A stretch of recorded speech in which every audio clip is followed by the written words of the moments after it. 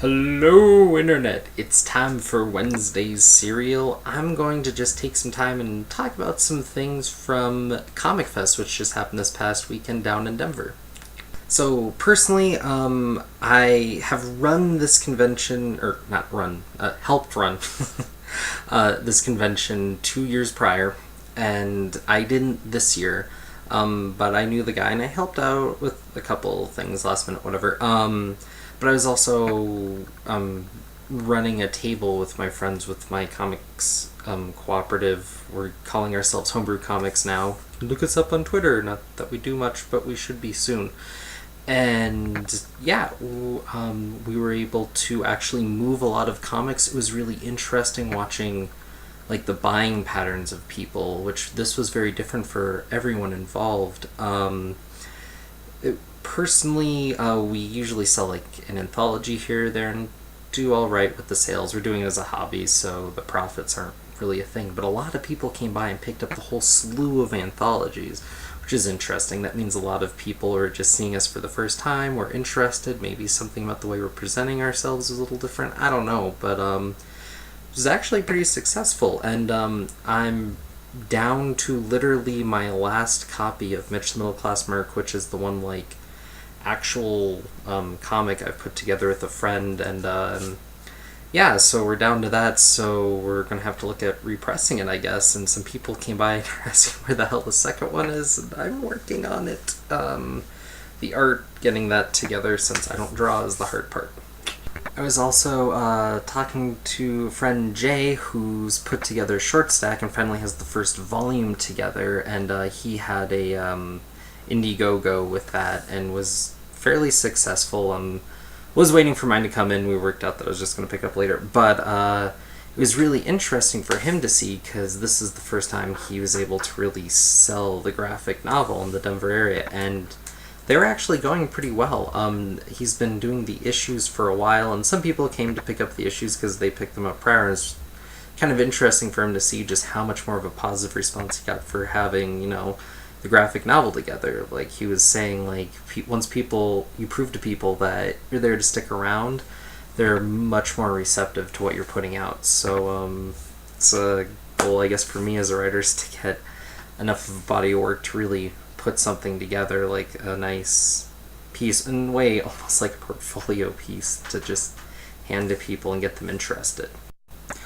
Also, as a note, Comicfest is part of something called Starfest, which has all these various fests attached to it, and it was moved to a different, bigger hotel this year, and it was really good for the space, the con and whatnot, and I feel like it's hard to gauge. The attendance was certainly decent. It might have taken a hit of potential attendance due to just relocation, the fact that it was a bit further away, but I don't feel that really hurt anything. There's definitely people there. It seemed interesting because last year everything was crammed and it was always packed, even if there weren't that many people. 10 people could feel like 100 just for the way the layout of the last building was. And so just the flow and everything, seeing people come by, it was just a lot more natural, a lot nicer. And yeah, it was great, and I certainly hope that the attendance was there, because I'd like to think that the comic scene in my area is getting larger than smaller, of course. Just to give you an idea, despite the fact that this isn't like a full-blown convention the way most of you would see, this was a bit smaller of an ordeal, but still an awesome ordeal. The guests this year were John Lyman and Rob Guillory of Chew, and hearing them talk together about that whole process for one of my favorite comics currently and all that, something really interesting. I want to get to that a little later. Freddie Williams and JT Cruel of the Captain Atom comic right now, hearing them talk about that, actually, in a lot of ways was huge for me, because they mentioned some things that I want to get to later about that comic that I just can't wait to go back and reread it and take some of those things in mind and look for some details I wasn't fully aware of or whatnot. Right. And then Zach Howard was there of the recent Cape IDW mini, and it's great to have him. He's a local talent, but he's blowing up, and it's great to see him there, and he's just awesome to talk to. Aaron Lopresti was there. He had done my familiarity with his work mainly came from him working with Gail Simone on Wonder Woman. As Phil Jimenez was there, and I wasn't too familiar with his work. Currently, he's working on Fairest. He had a run with Wonder Woman, and yeah, as you imagine, there was a panel there since I'm bringing it up.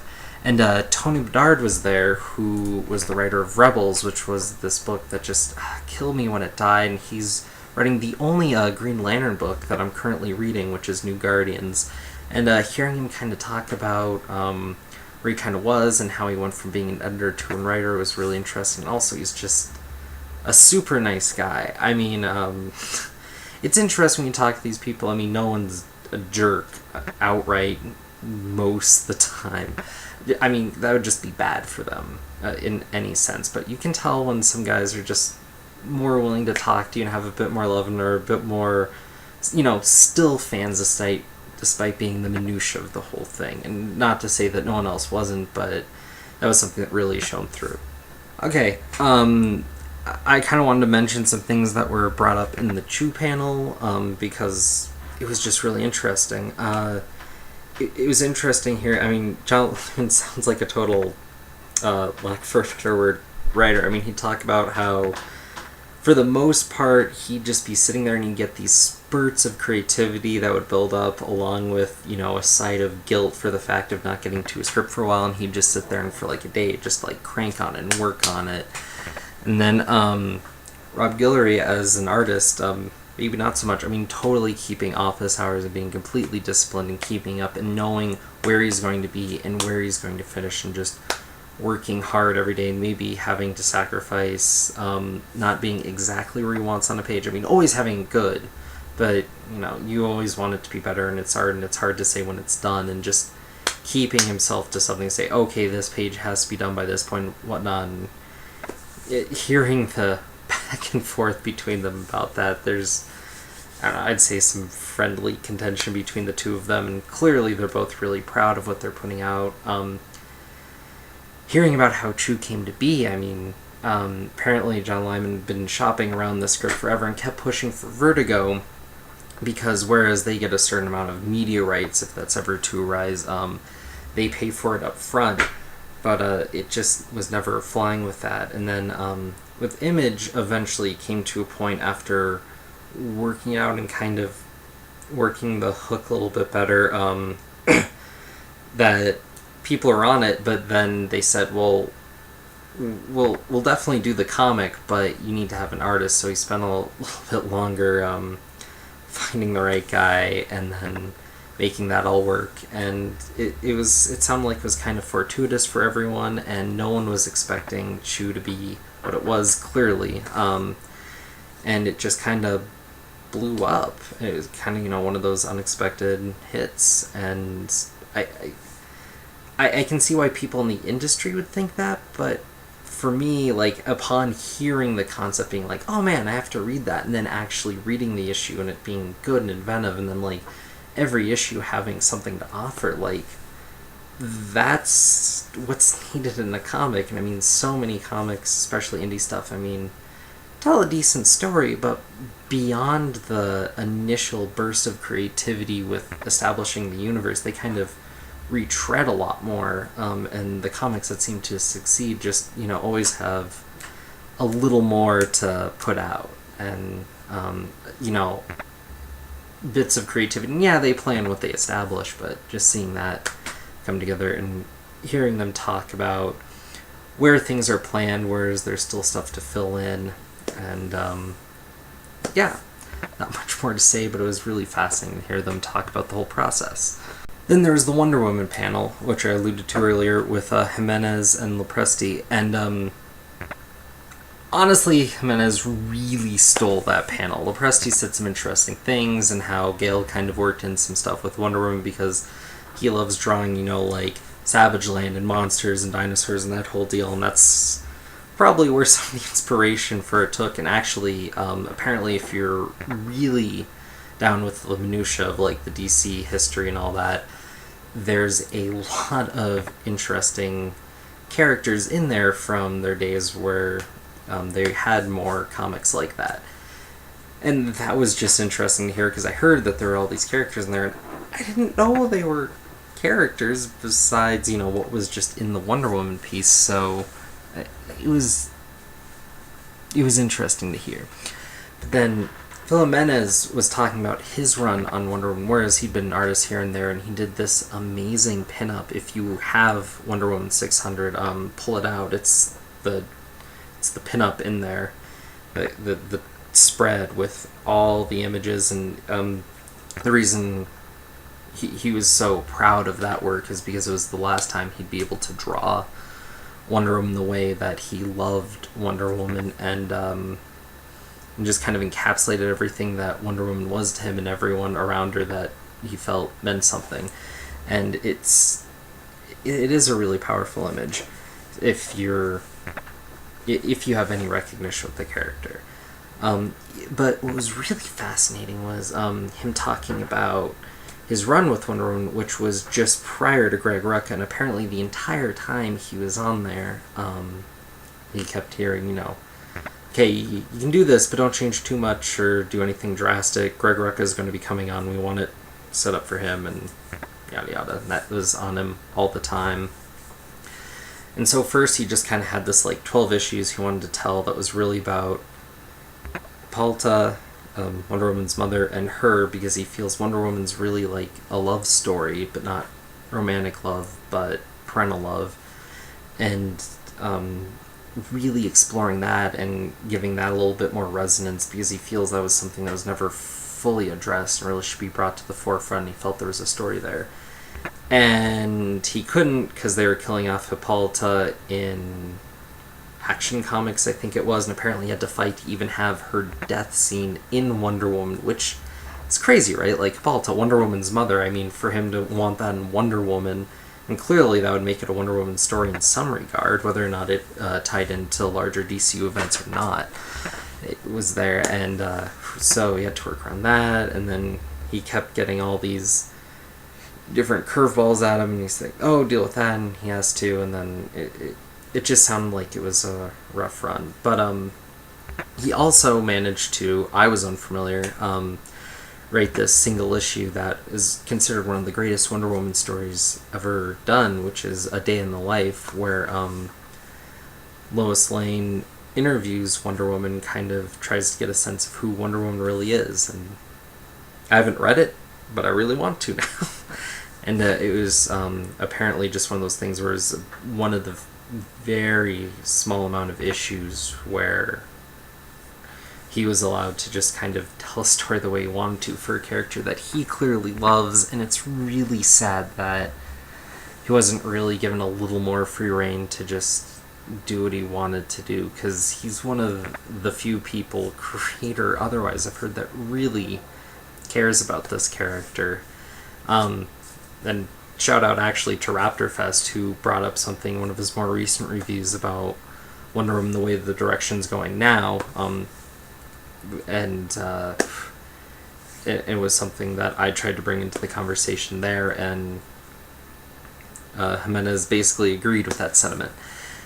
And it was really fascinating to hear him talk. Another thing that was brought up in there that I wanted to slip in was he was talking about how he felt there are all these tropes that keep coming up with different superheroes, like how with Wonder Woman, how she'd fight some of these characters over and over again, how there'd always be a character that would try to take the Wonder Woman mantle, and that was something like inherent in the characters, that Deanna is Wonder Woman, but it's a title to be earned, and making all the sense of it, and all these different Amazonians that would come up and try to take the title. And apparently the reason for that behind the scenes, at least back when, was that what they do is when they had kind of a few dead months or whatnot, instead of really writing another issue, what they do is they'd look back a few years and say, oh, this sold really well in June.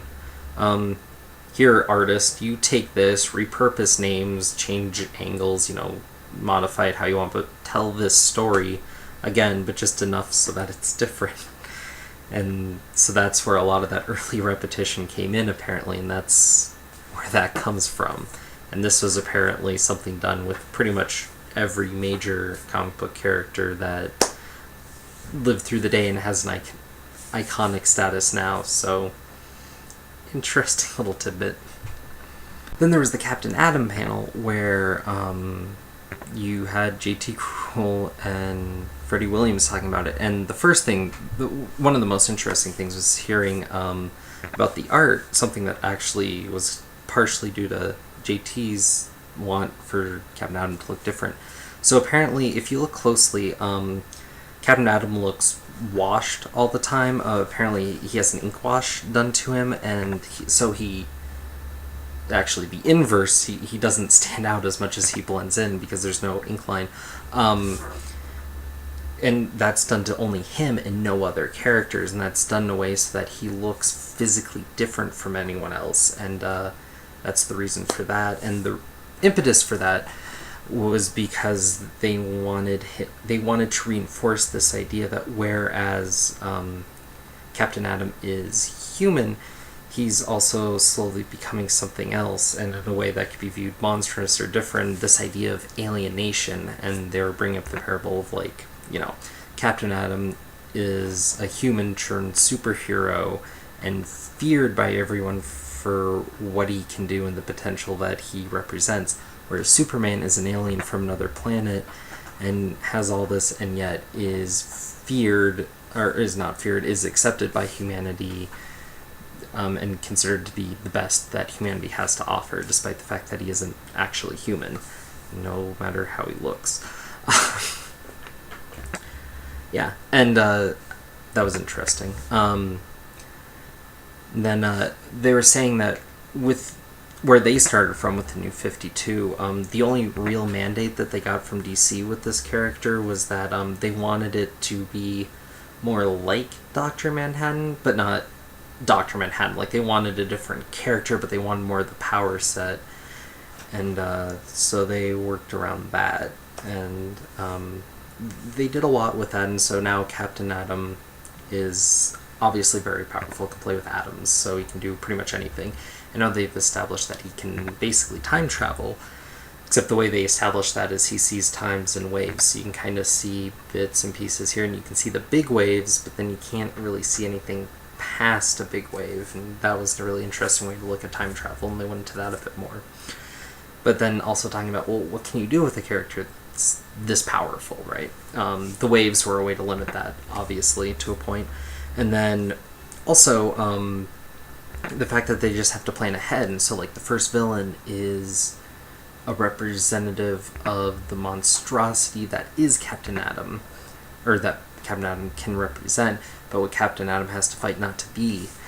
And so it's this very introspective thing. In a lot of ways, he's fighting himself, and his body's slowly killing him, and all that. One thing that I asked about, though, because I don't have the strongest familiarity with the character, but I understand that he came into DC when the Charleston characters were bought. The Question, Blue Beetle, so on. And those were the characters that were repurposed for Watchmen, if you're unfamiliar, and so that's where the Dr. Manhattan connection really comes from.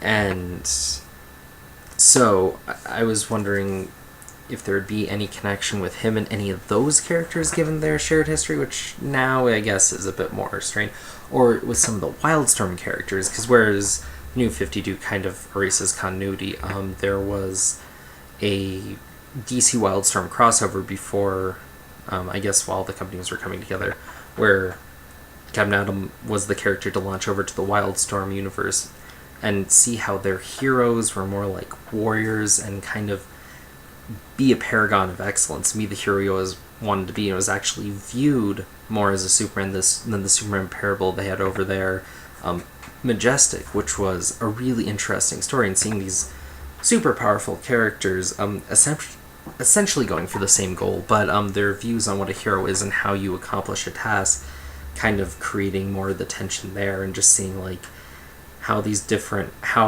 where you come from really colors who you are and what you consider to be good or bad.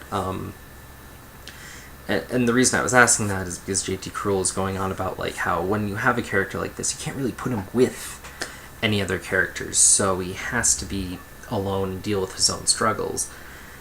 And so I then asked about if you would have any connection to any of these characters, because I don't know. But he said, no, you can't, because, when Captain Atom can, snap and take care of any mortal, put them in chains or do whatever, or kind of go back and kind of take care of the crime prior or whatever, if it's all these small, more material things, it just, it doesn't fit the book, which I understand, but he was saying, I just, could you imagine, him working with any other character? And I wanted to answer. I wanted to say yes, he could, despite the fact that it was clearly a rhetorical question. But I didn't want to be a jerk, and it was a public forum, and it wasn't really the place, and yada. And anyways, I had my answer, so I was fine with that. And I get to say it here. My view is that by seeing these other characters that are more limited by their mortality and what they can do. Like, for instance, the Question, I think, would work really well, obviously, with Captain Atom. It's kind of that different tone, but a little more on the crazy side. But just seeing all that, because the Question always kind of struggles with everything going on at once, much like Captain Atom is, but is working so hard. Seeing how much a character like that can accomplish despite their limitations, and then Captain Atom kind of maybe realizing, how little he's doing with his potential, and kind of realizing, how much he has, and counterbalancing that with, like, the ties to humanity and all the other things they've established. Or even kind of seeing, where he can help out, but where if he goes and helps too much, it actually could almost cause more problems, and maybe kind of finding odd limits that he has to put on himself in certain situations, which can be very, which you can make comparable to any number of things. And so I feel like there's a lot of sense there. And they already did something with the Flash, so I found it really odd that, I don't know, maybe they couldn't talk about it or something, but it seemed odd to me that they want to keep the character so solitary. But the story's been so strong, and I feel the art is so interesting that, there's... they're doing something strong, so I'm sure it'll be great, but I just felt that it was kind of sad that they wouldn't at least talk about the potential with other characters, and despite the fact that's a road they're not going with the comic. And lastly, I just thought I'd bring up the couple panels I did help out with. One was a draw-off. I was unfamiliar with what the room or the facilities would be, so I kind of put something together at the last minute. We had two teams drawing random stuff all the time. We got some crazy-looking drawings, and everyone had a blast. That was cool. And then one was a oddly kind of defined panel, which was on, after manga, what's next? The idea being, manga was really popular upon a day, and that day's kind of passed, and but the influences are still there. The guy running the panel was an artist who very much has a manga style, and was kind of wondering, well, if that doesn't sell anymore, what do I do? And it evolved into this talk about, like, the industry, in some ways globalization, at least where comics would rest with globalization, and just kind of like cultural values and how that comes in, and we didn't even really get to talking about, like, clear mergings that already exist, udon, and or just, like the Marvel anime that's coming out. And it's clear that there are some misconceptions about cultures, honestly, on both sides, which I found kind of odd, and maybe not always the strongest understanding of how industry works, especially over in Japan, which I only have a limited amount of knowledge on, but I've heard things from people who are very reliable, and just understanding all that. It was just kind of interesting to hear people where they think things are going, and then them not necessarily always understanding how much has actually been done or what's been tried and failed already. And so it was an interesting panel, but I think it might have been a bit more interesting had it stayed a touch more focused. But yeah, that was very cerebral. So yeah, that was the weekend. All comic goodness fun. Yeah, so soon with the comic reviews. Yeah.